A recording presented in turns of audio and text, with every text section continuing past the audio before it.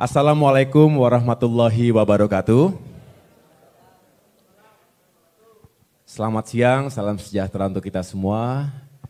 Shalom, Om Swastiastu, Namo Buddhaya, salam kebajikan. Yang sama-sama kita cintai dan banggakan, Bapak Anies Baswedan. Boleh, kalau boleh saya menyampaikan Mas Anies supaya lebih akrab. Tepuk tangan untuk Mas Anies, teman-teman sekalian. Baru saja kita melakukan joint press conference dan tentunya teman-teman juga tadi menyaksikan bagaimana posisi Partai Demokrat yang telah secara bulat mendeklarasikan Mas Anies Baswedan sebagai calon Presiden Republik Indonesia dalam pemilu 2024 mendatang.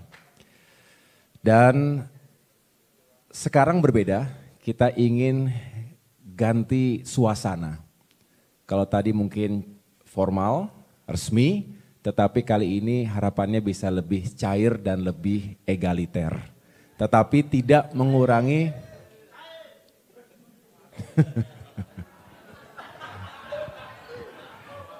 itu siapa tuh ya?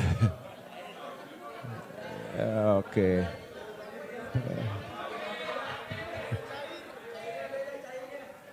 Ini ya, jadi harapannya kita bisa berdialog, bisa diskusi, ngobrol santai, tapi substansinya juga penting. Itulah mengapa siang hari ini kita melakukan dialog gagasan. Partai Demokrat untuk memperjuangkan perubahan dan perbaikan dengan special guest. Tiada lain dan tiada bukan calon Presiden Republik Indonesia, Mas Anies Baswedan. Nanti monggo silakan teman-teman kalau ada yang ingin disampaikan, ditanyakan.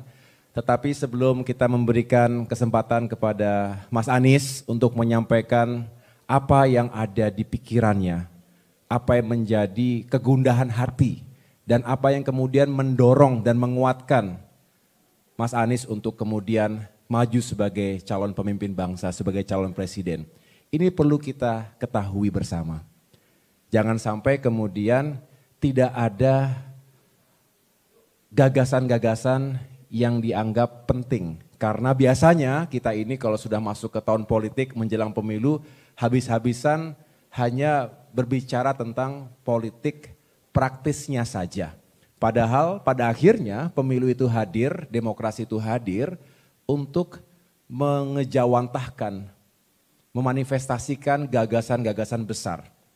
Saya pernah menghadiri waktu itu farewell ya, waktu acara di Taman Ismail Marzuki. Beliau mengakhiri masa jabatannya sebagai Gubernur Jakarta, menyampaikan apa yang telah dilakukan dan semua itu berawal dari gagasan. Dan akhirnya itulah yang juga saya dengarkan baik-baik tanpa teks waktu itu menyampaikan apa yang menjadi permasalahan di Jakarta ketika itu, lalu apa intervensi, tidak hanya melalui gagasan tapi juga tentu policy dan aksi nyata yang akhirnya menghadirkan achievement, progress dan juga kemajuan yang kita rasakan hari ini, khususnya warga Jakarta. Nah sebelum saya berikan kesempatan kepada Mas Anies, sudah baca belum ini? Ini artikel yang ditulis oleh Mas Anies Baswedan, judulnya Meluruskan Jalan, Menghadirkan Keadilan. Udah baca? Isinya apa isinya? Udah, tapi isinya. Paling tidak ada 3 elemen utama di sini. Yang pertama ini saya kuning-kuningin mas, saya highlight ini. Demokrasi dan kesetaraan hukum. Karena memang kami berdua sering berdiskusi banyak sekali sekarang permasalahan terkait ketidakadilan. Dalam demokrasi yang seharusnya memberikan ruang yang setara untuk semua.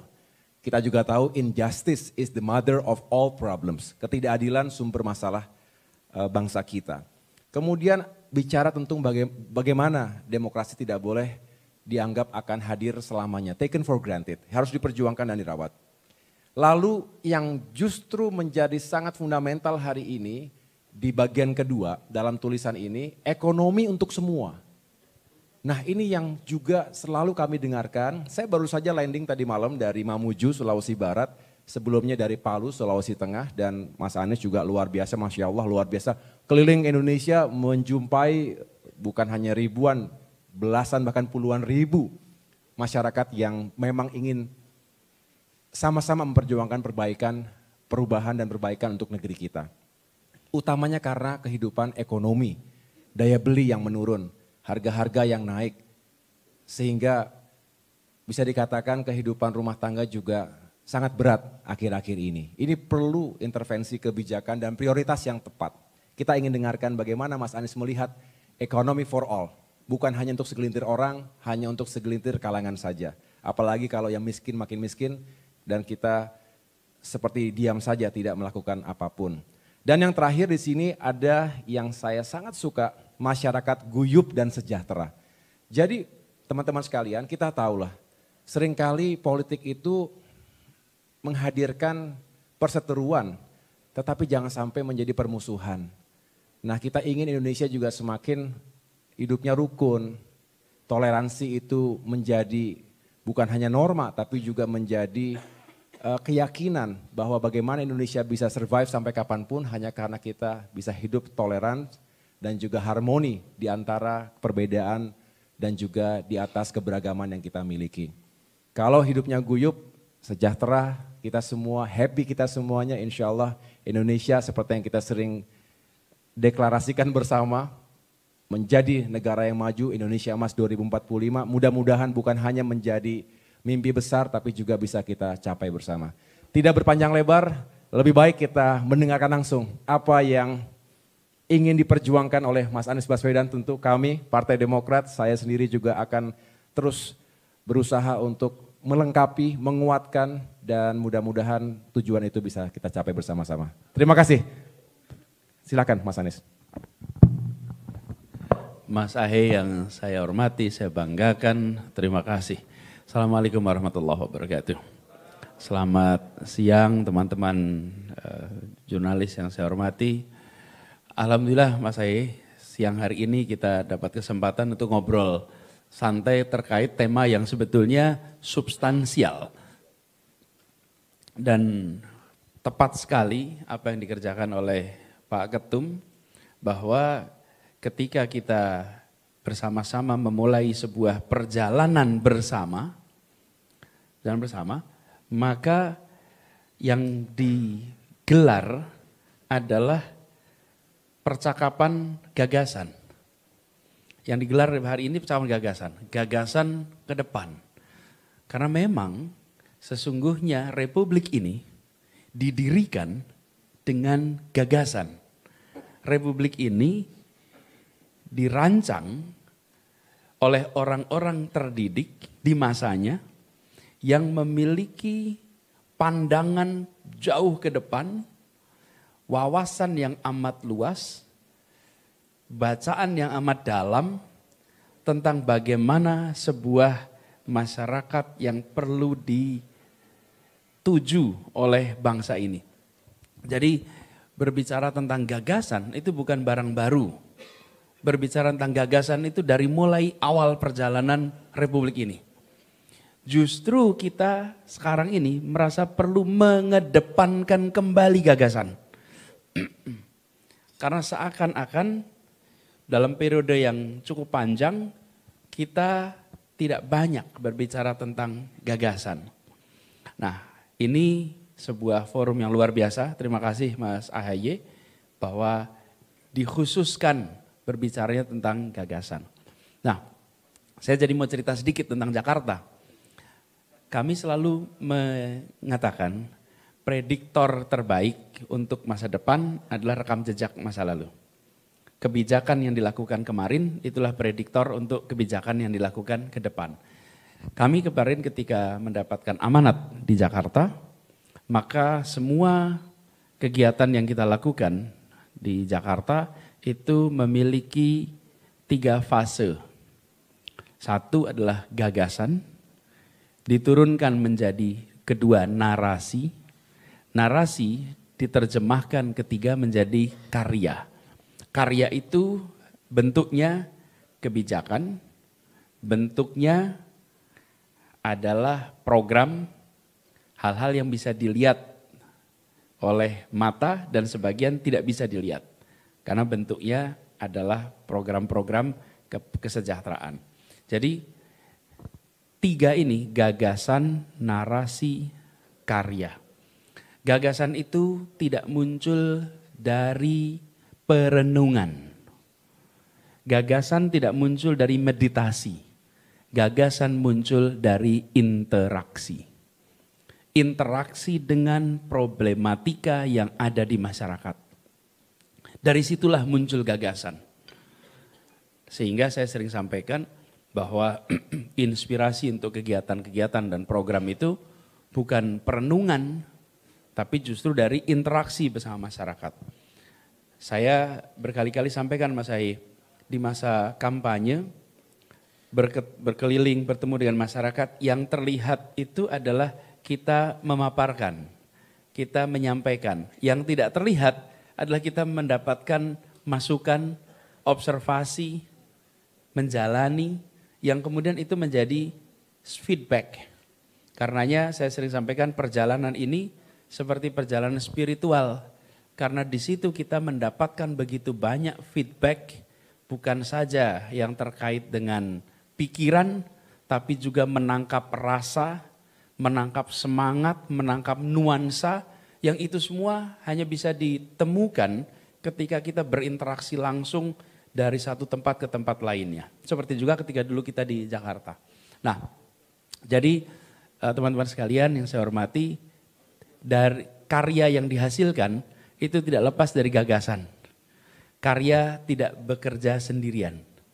Di belakang itu ada narasi, di belakang itu ada gagasan. Nah, bagaimana dengan perjalanan kemarin? Kemarin ketika di Jakarta, satu kalimat yang sering kita pegang, yaitu menghadirkan rasa keadilan bagi seluruh warga Jakarta. Ini pegangan kita. Yang kemudian diterjemahkan dalam berbagai aspek.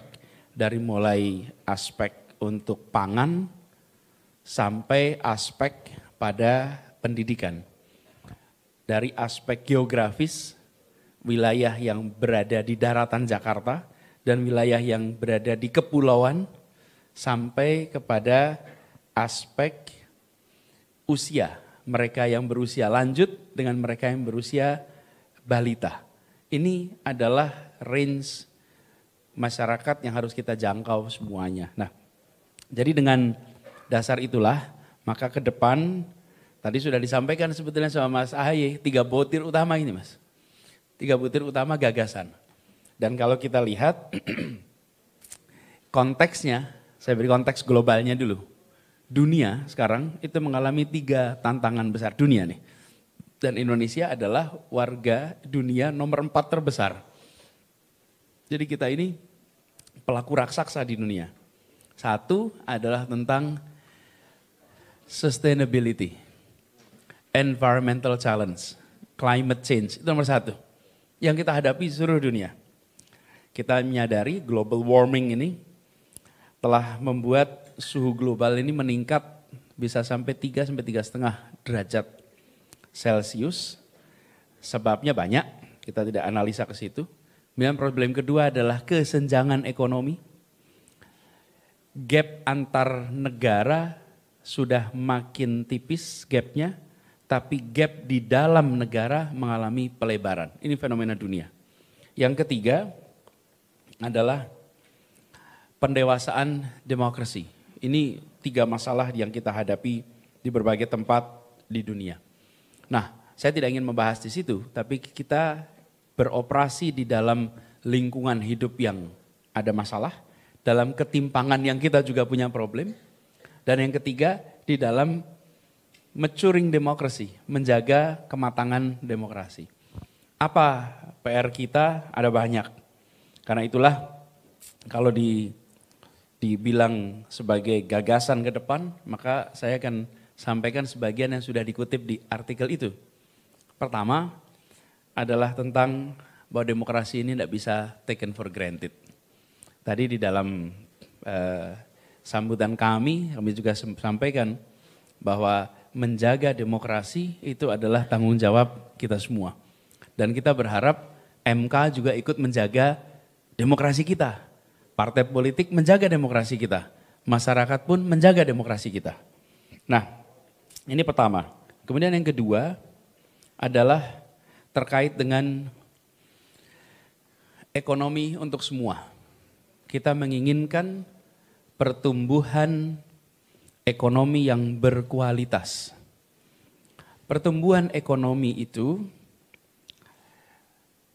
kualitasnya tidak ditentukan oleh angka pertumbuhan itu saja, tapi justru ditentukan oleh jangkauannya. Semakin merata pertumbuhan ekonomi, maka semakin berkualitas pertumbuhannya.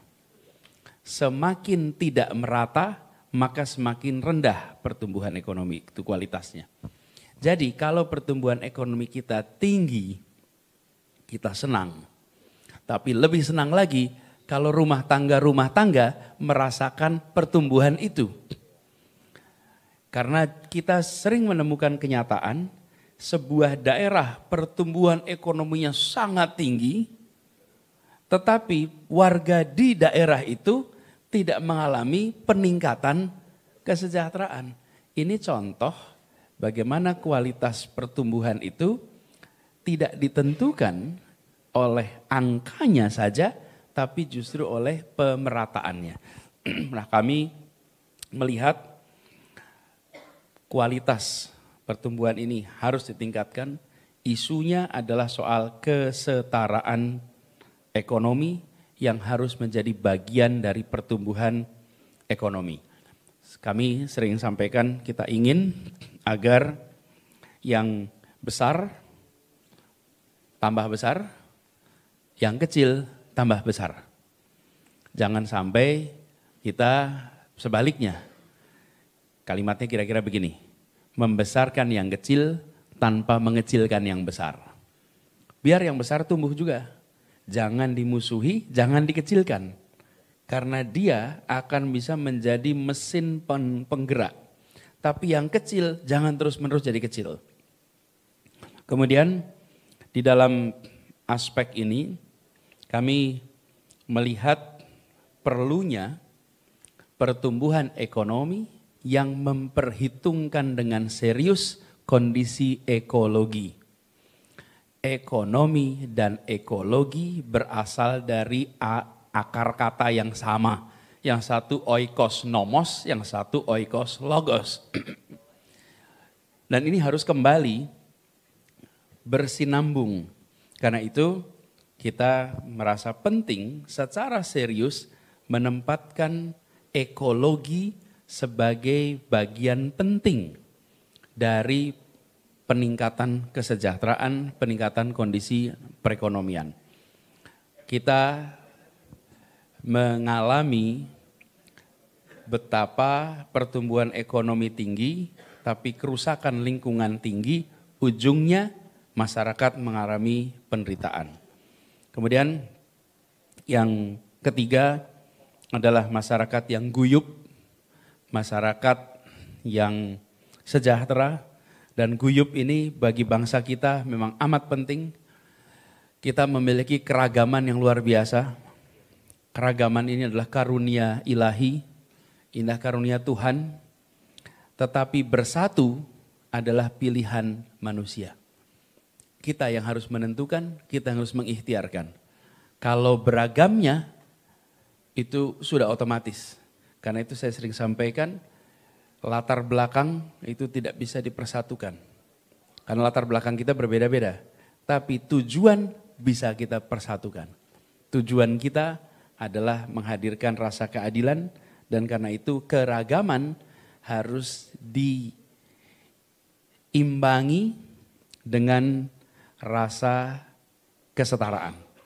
Dan kita semua ingin agar keragaman di Indonesia kita jaga sehingga muncul persatuan.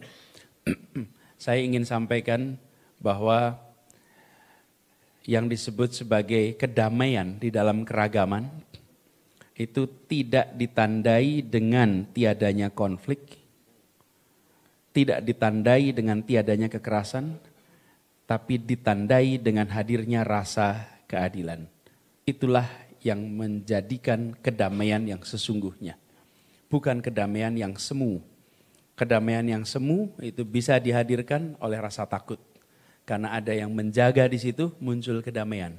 Tapi kalau yang menjaga tidak ada, kedamaiannya hilang. Tapi kalau ditopang dengan rasa keadilan, dia akan menjadi berkelanjutan. Yang keempat adalah gagasan tentang kolaborasi dan meritokrasi. Bahwa negeri ini hanya bisa maju kalau kita kolaborasi. Bahasa kita juga menggunakan terminologi gotong royong.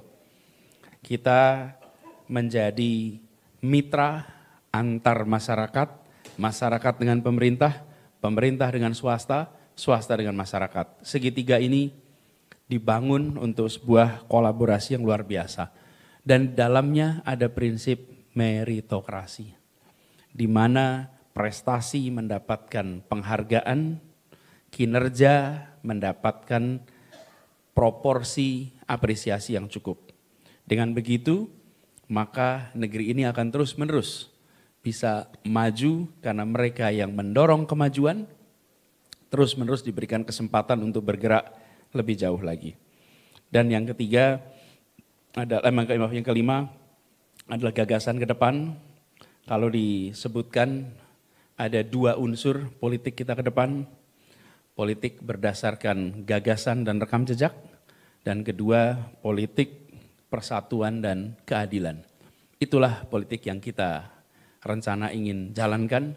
Dan itulah juga yang kemarin kita coba laksanakan ketika di Jakarta.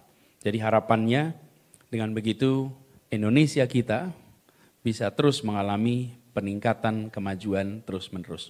Ada banyak hal yang bisa kita bahas, ini sebagai ajakan kepada semua untuk mari kita kolaborasi bersama, mari kita jalani ikhtiar meraih cita-cita, meraih janji kemerdekaan sebagai sebuah kerja kolektif yang mendasarkan pada gagasan dan diwujudkan dalam bentuk karya. Karya-karya ini yang kemudian dirasakan oleh masyarakat. Demikian mungkin Mas Ae sebagai pengantar untuk diskusi. Terima kasih, kurang lebih mohon maaf. Assalamualaikum warahmatullahi wabarakatuh.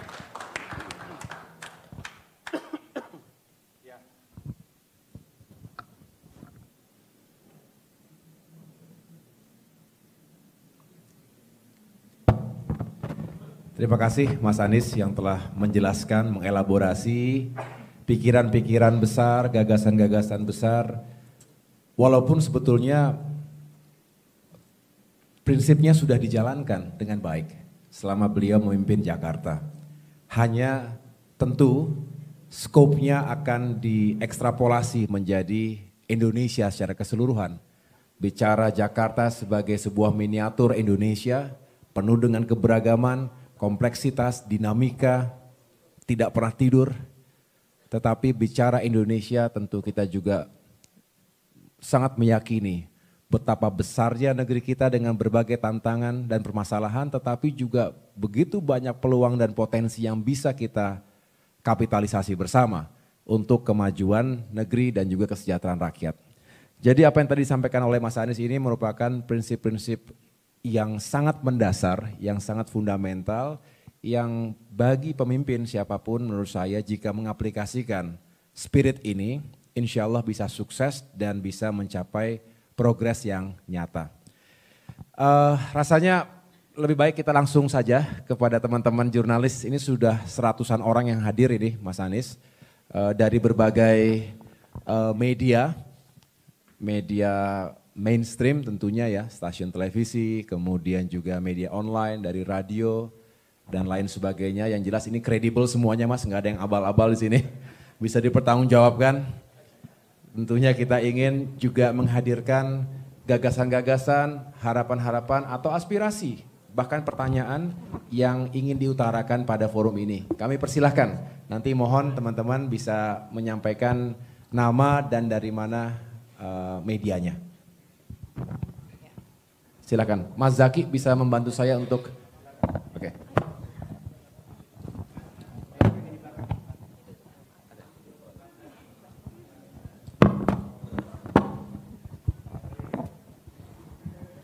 Assalamualaikum warahmatullahi wabarakatuh. Saya Bagus dari KBA News Pak, ini bisa ke Pak Anies atau ke Mas Ahaye. Tadi soal yang dibilang Pak Anies itu kesetaraan ekonomi. Artinya kan menghadirkan orang-orang baik di pemerintahan Pak Anies dan misalnya yang dipilih sama Pak Anies itu Pak Ahaye itu nanti di 2024 itu bagaimana gitu loh strateginya. Reformasi politik itu Pak. Menghadirkan orang-orang baik itu di pemerintahan yang akan datang Pak.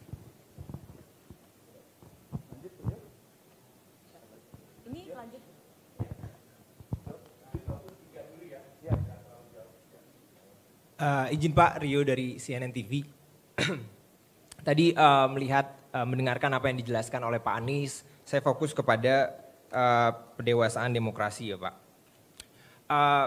Kalau yang ingin saya tanyakan, apa yang kemudian bisa digarisbawahi oleh Pak Anies dalam perkembangan demokrasi kita hari ini Pak? Karena kan kalau kita lihat sebenarnya hari ini masyarakat bebas berbicara, bebas berekspresi begitu.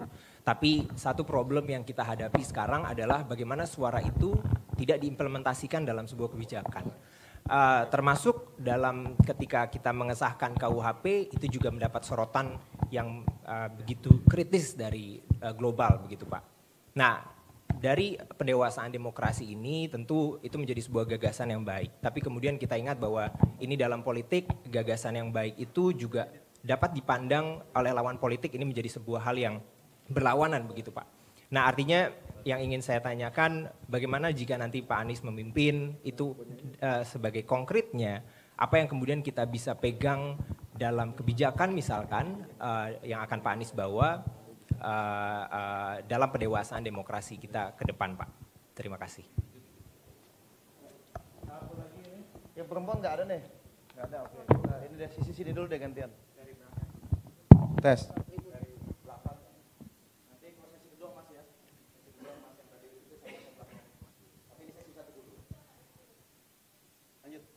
Bismillahirrahmanirrahim. Assalamualaikum warahmatullahi wabarakatuh. Izin Pak Anies Baswedan, Pak Ahaye. Saya Fauzi dari kantor berita Indonesia Antara. Satu-satunya kantor berita milik pemerintah ya.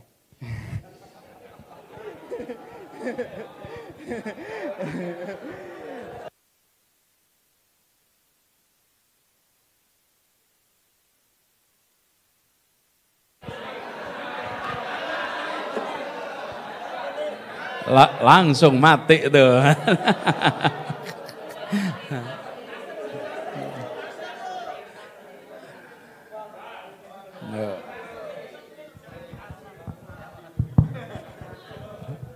Cek tes.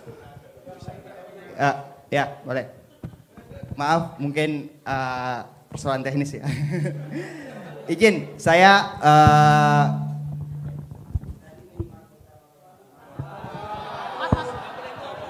kayaknya harus dekat nih. Ya. Jadi saya menyimak beberapa diskusi terkait gagasan-gagasan dari saya panggilnya Kakak Anies Baswedan aja, biar lebih akrab gitu. Gagasan-gagasan tadi saya mencatat begitu banyak gagasan yang terkait dengan ekonomi. Kakak Anda bicara soal menjaga demokrasi, pertumbuhan ekonomi, terus yang berkaitan dengan ekologi dan kolaborasi. Saya tidak mendengar bagaimana seorang mantan Menteri Pendidikan di tahun 2014 lalu itu berbicara soal gagasan bagaimana peningkatan kualitas sumber daya manusia. Artinya di 2045 nanti ada bonus demografi. Nah ini belum saya mendengar bagaimana sih ke depannya yang pernah membawahi Kementerian Pendidikan di 2014 misalnya yang 10 tahun yang lalu sudah berbicara tentang pendidikan malah tidak dibicarakan lagi ketika saat ini jelang-jelang bonus demografi nantinya. Kira-kira ke depannya seperti apa untuk peningkatan kualitas sumber daya manusia? Terima kasih. Ya, terima kasih Mas. Izin Mas Anies, Mas Ahaye sudah 3 untuk sesi pertama. Mungkin bisa bantu direspon dulu. Ya. Terima kasih. Jadi pertama tentang bagaimana menghadirkan orang-orang yang baik. Jadi sebenarnya ini adalah kunci Mas, yang dari KBA tadi ya. Kuncinya ada pada orang memang. Memperbaiki sesuatu, kita membutuhkan orang-orang yang terpercaya. Terpercaya itu menurut hemat kami ada 3 unsur. 1, dia kompeten. Punya kompetensi dan teruji dari rekam jejaknya. Yang kedua, dia berintegritas. Dia orang-orang yang tidak bermasalah. Yang ketiga, dia orang yang memiliki kedekatan dengan masyarakat, dengan problematika masyarakat. 3 unsur ini akan bisa membentuk pribadi terpercaya. Ini yang kemudian menjadi kunci. Nah, kami melihat di dalam perjalanan kerja kita selama ini ketemu dengan begitu banyak orang-orang yang bisa menjadi pribadi terpercaya. Trustworthy, orang bisa dipercaya.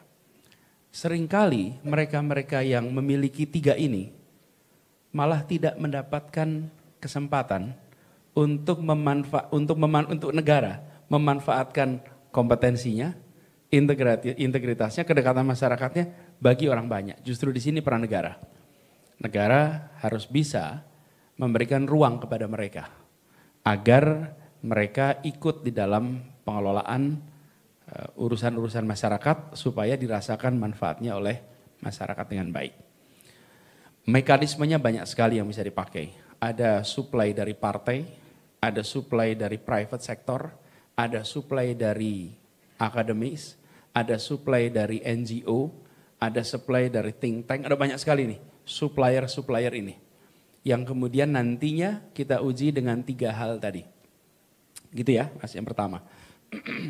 Kemudian yang kedua, Bung Rio, terkait dengan partisipasi masyarakat yang masukannya gimana supaya bisa diterima, gimana supaya diadopsi. Saya akan cerita saja bagaimana kami mengerjakan itu di Jakarta. Banyak hal di Jakarta ini yang ketika kita menyusun kebijakan, itu membutuhkan dan kita berikan ruang kepada partisipasi publik dalam artian sesungguhnya. Kalau partisipasi publik itu diberikan kepada kelompok yang powerful dan punya pengaruh, itu biasa.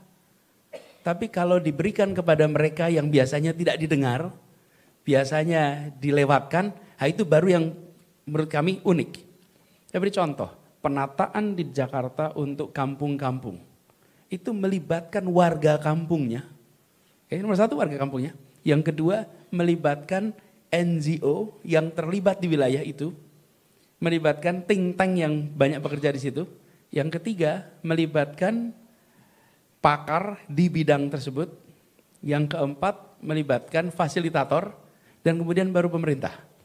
Jadi perubahan-perubahan yang kita lakukan dibahas bersama memang menjadi perlu waktu.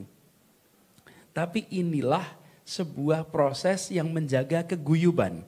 Sehingga ketika hasilnya muncul di ujung, semua merasakan kepemilikan, semua merasakan ini hasil permusyawaratan. Walaupun tidak selalu semuanya sepakat dengan keputusannya. Karena menghasilkan sebuah musyawarah yang semua setuju itu tidak mudah. Ada selalu yang tidak setuju. Tetapi di dalam prosesnya semua mendapatkan kesempatan. Itu yang kita kerjakan. Di dalam penataan-penataan yang kita kerjakan di Jakarta melibatkan. Bahkan ketika kita mau melakukan reformasi atas transportasi umum di Jakarta, itu kita undang semua pelaku-pelaku transportasi umum. Dan pertemuan pertamanya galaknya luar biasa. Saya ketemu dengan pelaku-pelaku operator itu, mereka menyampaikan kami begini yang kami rasakan. Pertemuannya perlu waktu beberapa bulan, berkali-kali. Kalau tidak salah lebih dari 70 kali, tentu bukan saya yang 70 kali. Saya membuka di awal, di tengah, proses negosiasi terus sampai ketemu di ujung. Tapi itu dijalani. Dan ketika itu selesai, hasilnya solid. Semua ikut. Tidak semua setuju, tapi semua ikut. Itu contoh ya. Nah inilah, makanya saya sering sampaikan, kalau mau menduga besok akan bagaimana, lihatlah kemarin seperti apa. Karena itulah prediktornya. Dan yang terakhir Bung Fauzi, Jadi sektor-sektornya banyak Bang Fauzi. Jadi ketika bicara tentang misalnya tadi kesetaraan, kesempatan, keadilan, maka itu ada sektornya. Ada sektor pertanian, ada sektor pendidikan, ada sektor perumahan, ada sektor transportasi, itu sektor. Yang saya sampaikan tadi adalah gagasan dasar yang harus digunakan di semua sektor. Jadi ketika sampai kepada sektor pertanian misalnya, maka kita ingin terjadi peningkatan pertumbuhan yang setara. Oke? Maka baik petaninya, baik pengelolaan pasarnya, baik end usernya, semua mendapatkan kesetaraan distribusi kesejahteraan. Ketika sampai kepada pendidikan misalnya, maka pendidikan di perkotaan dengan pendidikan di pedesaan ada kesetaraan kesempatan. Di perkotaan pun ada kesetaraan antara mereka yang berasal dari keluarga berstatus sosial ekonomi tinggi dengan mereka yang berstatus sosial ekonomi rendah. Jadi yang tadi saya sampaikan adalah gagasan-gagasan fundamental yang itu digunakan di dalam setiap sektor. Jadi ketika saya mimpin Jakarta kemarin, ini boleh dicek kepada dinas-dinas, saya sampaikan kepada semua, kita berada di sebuah gedung, namanya Balai Kota itu, yang jaraknya hanya 1 kilometer dari tempat pembukaan Undang-Undang Dasar 45 disepakati, namanya Gedung Pancasila. 1 kilometer. Dan di pembukaan Undang-Undang Dasar itu dikatakan Republik ini didirikan ujungnya adalah menghadirkan keadilan sosial bagi seluruh rakyat Indonesia. Jadi Dinas Pertamanan, di mana kebijakan yang tidak menghasilkan keadilan? Bagaimana membuat kebijakan pertamanan sesuai dengan prinsip keadilan? Nah selama ini rupanya kalau bicara pertamanan nggak masukkan unsur keadilan, ini masuk keadilan. Pertanyaan berikutnya nih, bagaimana kebijakan pembangunan jalan memasukkan unsur keadilan? Nah itu yang mau nyusun perencanaan jalan jadi berpikir, gimana ya masukin keadilan? Nah ini perintah Republik menghadirkan keadilan sosial. Jadi semua sektor harus, termasuk sektor pendidikan. Dan begitu ada kesetaraan dan ada prinsip meritokrasi, maka pengembangan kualitas manusia itu meningkat. Dan kalau boleh saya usul, Bang Fauzi, kita jangan gunakan istilah SDM. Kalau boleh usul, tapi kita gunakan istilah kualitas manusia. Sehingga kita meningkatkan kualitas manusia, bukan manusia sebagai alat produksi. Ketika disebut sebagai sumber daya manusia, dia setara dengan sumber daya alam, setara dengan sumber daya uang, setara dengan sumber daya teknologi. Itu adalah sebuah fungsi produksi ekonomi. Dalam production function itu ada unsur manusia, unsur alam, unsur modal, unsur teknologi. Akhirnya kita sebut sebagai sumber daya manusia. Lalu pendidikan ditempatkan sebagai persiapan kerja. Sementara pendidikan bukan semata-mata untuk persiapan kerja. Pendidikan adalah untuk menghasilkan pribadi yang berkarakter, yang bisa meraih cita-citanya, dan bisa meraih kebahagiaan dan memberikan manfaat bagi semua. Jadi itu sektornya. Nah, insya Allah nanti kalau prinsip-prinsip ini dipegang, sektor-sektor itu pun bisa dikembangkan. Gitu ya Bang Fauzi. Makasih. Ya. Salam buat antara semua. Gitu. Kita tepuk tangan dulu. Terima kasih Mas Anies. Kalau saya memperkuat apa yang tadi disampaikan oleh Mas Anies Baswedan, khususnya terkait dengan isu terakhir yang tadi dibahas, bagaimana melihat manusia Indonesia hari ini dan ke depan. Tadi Mas Fauzi ya, saya hanya ingin melengkapi ataupun paling tidak memperkuat yang sudah disampaikan oleh Mas Anies. Pertanyaan itu sangat mendasar dan confirm setiap kami berkeliling ke berbagai wilayah Indonesia, setiap melakukan dialog rakyat, baik dalam lingkup kecil maupun dalam lingkup yang besar menghadirkan ribuan masyarakat, selalu paling tidak ada satu pertanyaan terkait dengan bagaimana nasib manusia Indonesia. Sering kita mengglorifikasi kita punya bonus demografi. Pada tahun 2030 hingga 2040 kita akan memasuki masa puncak bonus demografi. 70% akan berusia produktif. Nah, the big question, pertanyaan besarnya adalah, mau diapakan jumlah besar itu? Apakah akan menghadirkan kekuatan atau justru kontraproduktif? Apakah justru menghadirkan banyak masalah? Oleh karena itu, menurut saya salah satu hal yang harus dilakukan perubahan dan perbaikan ke depan ini adalah bagaimana negara, pemerintah nasional bisa menempatkan manusia sebagai prioritas pertama dan utama. Pembangunan manusia. Bukan kita mengatakan pembangunan fisik tidak penting, ya sangat dibutuhkan. Tetapi kalau orientasi pembangunan itu serba benda, memang gampang dilihatnya. Bisa diselebrasi dalam waktu cepat. Bikin hari ini, besok jadi, lusa diresmikan. Menjadi sebuah prestasi, bahan untuk next election. Alami, semua politisi saya rasa juga punya harapan untuk membangun seperti itu. Semua pemimpin juga harus membangun seperti itu. Tetapi jangan sampai menomorsekiankan pembangunan yang paling mendasar. Yaitu tadi yang disampaikan Mas Anies, manusianya bagaimana. Jangan hanya menjadi objek pembangunan. Bukankah pembangunan untuk rakyat, bukan rakyat untuk pembangunan. Jadi kita menyanyikan bangunlah jiwanya, bangunlah badannya. Tetapi seringkali melupakan bahwa esensi utama dari negeri ini ya manusianya kita semua. Jadi bonus demografi tidak begitu berarti Bang Fauzi tanpa bonus kompetensi. Ini yang menjadi keyakinan kami, oleh karena itu tadi berkali-kali Mas Anies menyampaikan skill sets-nya. Kompetensinya seperti apa, integrity, itu mahal sekarang. Ada yang suka menuding, wah zaman sekarang generasi muda sekarang ini tidak berkualitas artinya pengen serba instan. Saya harus mengatakan, jangan salahkan generasi sekarang dong. Kalau ada sesuatu yang terjadi hari ini, kita cek generasi sebelumnya seperti apa. Saya juga termasuk yang membela jangan sampai seolah-olah generasi Z tidak setaf generasi sebelumnya. Generasi Y tidak setaf generasi sebelumnya. Artinya kita saling menyalahkan antar generasi. Padahal keberlanjutan antar generasi itu mutlak. Ini butuh leadership yang menyatukan pemikiran tapi juga tadi menghadirkan kebersamaan, kolaborasi, sinkronisasi antar generasi.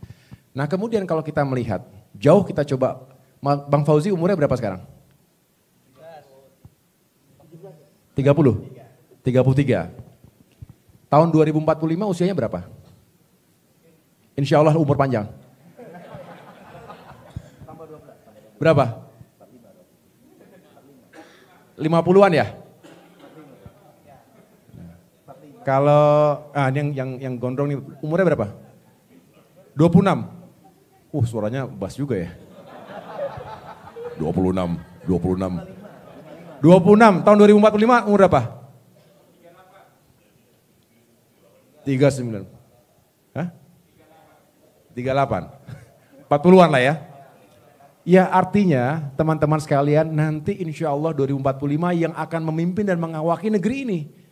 Kita harusnya fade away zaman itu, ketika itu. Nah harus kita siapkan dengan baik. Mudah-mudahan kami ini bisa menjadi jembatan yang baik buat generasi berikutnya pada saatnya mengawaki, memimpin Indonesia yang jauh semakin maju dan sejahtera. Itulah sebetulnya semangat dari founding fathers kita. Selalu ada progres. Jadi perubahan bukan tanpa arti, bukan hanya sekedar mengubah sesuatu yang tidak diperlukan. Kami ingin menyoroti bagaimana prioritas ke depan itu pembangunan kita diletakkan secara kokoh pada pembangunan manusianya. Nah berbicara pembangunan manusia, Mas Anies saya yakin Mas Anies juga memiliki banyak sekali gagasan. Kita bicara juga harus dalam konteks yang utuh. Jangan melihat Indonesia seperti entitas yang berdiri sendiri. Kita punya kedaulatan benar, tapi sebagai warga dunia tadi yang sampaikan Mas Anies, kita harus melihat lingkungan strategis di sekitar kita. Asia Tenggara, lebih jauh Indo-Pasifik, lebih jauh ya tentu dunia. Kita lihat negara-negara yang maju memang mengedepankan pembangunan manusianya itu sendiri. Tidak hanya pembangunan yang serba fisik. Oleh karena itu, jika kita perkuat sektor pendidikan, sektor kesehatan, pengurangan kemiskinan, peningkatan lapangan pekerjaan, menambah kompetens dan juga skill sets dari generasi muda, mudah-mudahan tadi benar-benar menjadi mesin pertumbuhan ekonomi yang sustainable dan juga berkeadilan. Kira-kira itu tambahan dari kami, mudah-mudahan juga bisa menentukan, kita ke depan harus menentukan industri prioritas. Sehingga bisa diturunkan kira-kira kompetensi semacam apa yang dibutuhkan oleh manusia-manusia kita, generasi muda kita. Demikian Mas Anies, terima kasih. Kalau boleh explore sedikit lagi. Dari pengalaman perjalanan selama ini, gimana respon dan inisiasi yang muncul dari generasi bawah kita terhadap Indonesia ke depan? Iya, sebetulnya secara umum optimis bahwa Indonesia bisa benar-benar menjadi negara maju. Tapi paradoksnya juga hadir pesimisme. Ketika mereka menyadari, ini baru saja. Saya ketemu siapa namanya kemarin ya, di Palu. Ada seorang mahasiswa, Mas kami dari Donggala. Wahyu namanya. Namanya Wahyu. Bagaimana kami mau maju, hanya 3% yang bisa melanjutkan perguruan tinggi. Artinya pendidikan tidak bisa diakses dengan baik oleh seluruh kalangan masyarakat. Ada seorang ibu, Mas anak saya ini berprestasi. Mau 2 kali pertukaran pelajar segala macam kami nggak mampu. Karena dihantam kota Palu ketika 2019 yang lalu ya. 18 tsunami hancur habis sehingga tentu tidak punya kemampuan untuk menyekolahkan anaknya termasuk juga akhirnya potensi yang dimiliki juga bisa dikatakan begitu saja, sia-sia begitu saja. Jadi cerita-cerita semacam ini Mas Anies memang banyak sekali, harapannya adalah ke depan tentu semakin terbuka dan negara juga lebih sabar untuk menginvestasikan segala sumber daya yang dimilikinya untuk pembangunan manusia. Walaupun sekali lagi tidak bisa dipetik dalam waktu 1-2 kali pemilu, mungkin butuh waktu 15 tahun, 20 tahun, tapi pada akhirnya mereka yang punya kualitas itulah yang akan membuat negara kita makin maju. Begitu. Terima kasih Mas. Ya, terima kasih Mas Anies, Mas Ahaye. Izinin karena waktunya terbatas, karena tadi belum ada yang perempuan, saya lihat Vira ya, Tempo ya. Ya mohon maaf nih, ada duluan di depan ternyata. Vira, Tempo atau Boni nih, silakan nih. Berdua deh memutuskan nih, yang mana nih?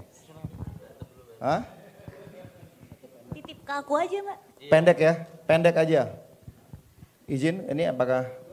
Oh nggak oke. Yeay. 1 Vira, 1 Ebony, tapi tolong pendek aja ya. Selamat siang Mas Anies, Mas Ahaye. Ini berbicara soal sustainability nih, keberlanjutan. Nah salah satu hal yang mungkin jadi sorotan juga soal keberlanjutan program kerja dari pemimpin sebelumnya. Langsung saja kita sebutkan programnya IKN nih Mas Anies dan juga Mas Ahaye. Sebenarnya pandangan dari Mas Anies dan Mas Ahaye sendiri terhadap proyek ini itu seperti apa sih? Karena kan muncul pertanyaan begitu apakah akan dilanjutkan, apakah tidak, dan kalau tidak dilanjutkan itu berarti jadi antitesa dan sebagainya. Mungkin bisa di-clarify di forum ini begitu oleh Mas Anies dan juga Mas Ahaye. Kemudian sekaligus dikit lagi ya Bang Zaki, soal meritokrasi nih Mas Anies. Itu great vision gitu, cuman dalam praktiknya, dalam realitanya Mas Anies akan dihadapkan dengan berbagai rintangan mulai dari mungkin partai-partai pengusung Mas Anies yang punya kepentingan masing-masing. Nah gimana kemudian Mas Anies menyelesaikan masalah itu gitu? Kayak apa yang akan dilakukan Mas Anies? What kind of leader you want to be when you become the president of Indonesia? Gitu. Oke Vira, terima kasih. Mas Anies. Lanjut, ini satu terakhir Kompas TV, mohon satu pertanyaan singkat saja karena ada agenda lanjutan nih soalnya udah agak telat, makasih. Selamat sore Pak Anies dan Mas Ahaye. Buat Pak Anies, Pak tadi Bapak bicara soal keberagaman, kemudian sampai hari ini politik identitas selalu menjadi kenangan buruk gitu setiap kita pemilu 2 kali terakhir. Gimana kemudian nanti menjamin politik identitas tidak menjadi alat politik yang kemudian kembali menciptakan kenangan buruk untuk pemilu kita di tahun 2024. Terima kasih Pak Anies. Ya. Dari Kompas TV. Nama? Alfa. Silakan Mas Anies, Mas Ahaye. Sederhana saja, IKN ini bukan di level gagasan saja. IKN ini sudah menjadi undang-undang. Dan kita semua ketika dilantik untuk tugas apapun, itu sumpahnya adalah melaksanakan undang-undang. Ini berbeda kalau kita membahas ini 2 tahun yang lalu. Pada saat itu masih gagasan, sehingga kita bicara tentang pro dan kon. Kalau ini undang-undang, maka siapapun harus melaksanakan undang-undang. Ya. Kemudian yang kedua, tentang meritokrasi. Meritokrasi, bagaimana di meritokrasi? Kita sudah mengalami juga ketika bertugas di DKI. Memang di semua posisi selalu akan ada harapan si A, si B, si C. Bagaimana mengelola itu? Yang tadi saya sampaikan. Unsur yang diharapkan dipenuhi itu 3. 1, kompeten. 2, adalah berintegritas. 3, adalah dekat dengan rakyat. Nah, kita nanti akan ketemu pribadi-pribadi yang mungkin memiliki kombinasi yang berbeda-beda. Ada yang kombinasinya tingginya di kompetensi, tapi rendahnya di kedekatan dengan masyarakat atau kedekatan dengan masalah. Tapi sebaliknya, ada yang dekat dengan masalah, tapi bicara kompetensinya mereka lebih rendah. Bagaimana mengelola itu? Set standar achievement yang jelas. Begitu ada target achievement yang jelas, maka kita akan bisa mengukur kinerjanya berdasarkan atas capaian yang diharapkan. Capaian itu harus ada. Tanpa itu, maka proses meritokrasi pun gak ada artinya. Kalau tidak ada target capaian yang jelas. Nah, ukuran capaian inilah yang harus dibuat. Kalau saya terjemahkan apa yang kami kerjakan di Jakarta, kalau Jakarta itu ada 23 janji. Lalu dari 23 janji itu diterjemahkan menjadi lebih dari 150 program. Dari 150 program itu diterjemahkan menjadi ratusan kegiatan. Dari ratusan kegiatan itu ukuran capaian tiap kegiatan. Sehingga semua orang yang berada di dalam pos-pos yang bertanggung jawab, masing-masing punya capaian yang harus diukur, yang harus dipertanggungjawabkan. Disitulah caranya menerjemahkan bagaimana mengelola berbagai aspirasi di dalam sebuah sistem pemerintahan sehingga sistem pemerintahan ini tetap menghasilkan arah yang benar, gitu ya.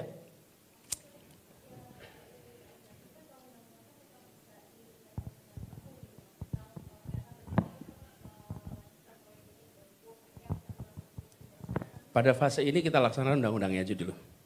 Ya. Terima kasih Vira, nanti Kemudian, kita lanjutkan ya. Yang berikutnya adalah tentang pertanyaan Kompas tadi. Menurut saya penting bagi kita untuk menyadari bahwa di dalam setiap kontestasi politik pasti ada polarisasi. Tidak mungkin tidak ada di dalam kontestasi itu. Bahkan ada kontestasi yang tanpa orang, tanpa agama, tanpa keyakinan, tanpa suku, mempolarisasi. Misalnya Brexit itu terjadi polarisasi itu di Inggris, padahal nggak ada orangnya. Nah, bagaimana kontestasi ada orangnya? Pasti ada polarisasi. Kalau yang berada di dalam kontestasi itu laki dan perempuan, pasti isu gender yang dominan. Kalau di dalam kontestasi itu adalah suku, Batak, Sunda, Minahasa, Jawa, pasti isu etnis itu muncul. Kalau di pilkada itu antara putra daerah dan putra luar daerah, isu putra daerah muncul. Kalau di dalam pemilu itu antara satu beragama Islam, satu beragama Kristen, pasti isu agama muncul. Jadi itu adalah sesuatu polarisasi yang biasa terjadi. Yang penting polarisasi itu dijaga, tidak menjadi friksi, tidak menjadi konflik, apalagi menjadi perpecahan. Nah, media seperti Kompas diharapkan menjaga agar polarisasi tidak diartikan sebagai perpecahan. Tapi kalau setiap friksi, setiap polarisasi disamakan dengan perpecahan, nanti menimbulkan persepsi yang keliru tentang proses politik. Karena di dalam proses politik pasti ada polarisasi. Selama polarisasi, dan polarisasi itu bahasa lainnya itu kutub. Bahasa lainnya kutub itu kompas. Betul itu. Kenapa? Kenapa saya samain kotak? Karena kompas itu hanya berfungsi kalau tidak ada kutub di dalamnya. Tapi kalau ada kutub di samping kompas, maka kompas tidak lagi menentukan arah. Iya kan? Betul gak tuh? Coba bayangkan coba. Kalau Anda, ini kompas K kecil ya, bukan kompas K besar nih. Ini kompas K kecil nih. Jadi kompas K kecil, kompas itu penentu arah. Dia akan menentukan arah dengan benar bila tidak ada kutub di dalamnya. Atau bila tidak ada kutub di dekatnya. Tapi kalau ada kutub di dekatnya, maka kompas itu tidak lagi bisa menunjukkan arah. Nah, karena itu penting sekali bagi kita untuk tahu fase ini. Jangan headline nih gitu. Bagaimana polarisasi itu dijaga. Lalu apa yang dilakukan? Bagi yang menjadi pemenang di dalam sebuah kontestasi, dia berkewajiban untuk merangkul semua. Bagi yang tidak berhasil dalam kontestasi, dia menerima hasil. Dengan begitu, demokrasi akan mengalami kemajuan. Tapi kalau yang menang tidak merangkul semua, lalu yang kalah tidak mau menerima hasil, ya demokrasi akan rusak. Nah, bagaimana? Itulah yang kita kerjakan di Jakarta. Yang menjadi pemegang kewenangan harus merangkul semua. Tidak lagi menengok dulu memilih apa. Itu juga yang harus dikerjakan ke depan. Dan itu yang akan dikerjakan ke depan. Gitu ya, terima kasih. Buat angkat semua dari situ. Aku nggak dapat. Siapa punya? Saya menambahkan, bukan menambahkan tentang kompasnya ya. Saya ingin memperkuat lagi.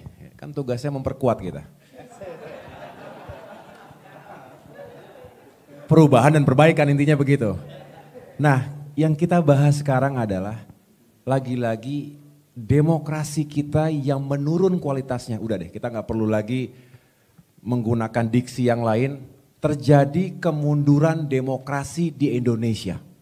Ini bukan observasi kacangan atau hanya komentar sebagai partai oposisi.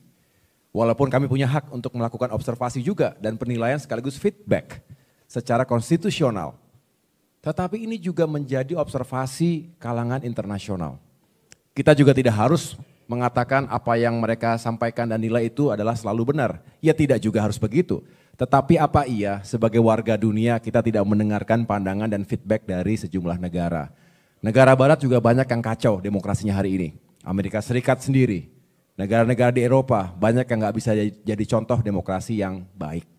Tetapi kita juga jangan ikut-ikutan kemudian menjadi elemen yang akhirnya makin mundur ke belakang. Bukankah semangat demokratisasi itu tidak akan berakhir sampai kapanpun? Ini yang kita harapkan bahwa demokrasi juga benar-benar dijalankan bukan hanya dengan ukuran-ukuran regularitas kepemiluan. Memang kita setiap 5 tahun sekali melaksanakan pemilu, melaksanakan pilkada. Itu salah satu indikator, tetapi tidak cukup hanya dengan sudah dijalankan pemilu, sudah dijalankan pilkada. Pertanyaannya adalah kualitasnya bagaimana? Apakah benar demokrasi dan pemilu tadi melahirkan pemimpin-pemimpin terbaik, wakil-wakil rakyat terbaik yang bisa membawa perubahan dan kemajuan? Kalau tidak, ya kita harus koreksi. Kita harus melakukan kontemplasi sebagai bangsa agar jangan demokrasi ini makin tidak jelas arahnya. Berbagai kemunduran terjadi akibat merajalelanya politik uang. Yang kedua, akibat tereksploitasinya politik identitas. Dieksploitasinya politik identitas oleh mereka yang punya kekuasaan, yang punya kekuatan, termasuk money power. Dan yang terakhir adalah post-truth politics. Ini sering saya sampaikan bagaimana politik fitnah menjadi realitas hari ini. saling lempar hoax, saling lempar hate speech, dan akhirnya tadi yang disampaikan Mas Anies, yang harusnya bisa kita jaga bersama, kontestasi yang penuh dengan dinamika dan juga kompetisi, lalu menjadi permusuhan, apalagi diturunkan sampai ke anak cucunya.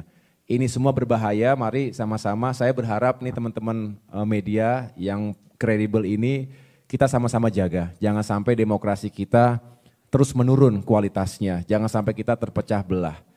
Lalu kita harus juga membangun literasi politik yang baik, terutama bagi pemilih pemula, pemilih muda, yang akan menjadi komposisi terbesar dalam pemilu 2024 nanti.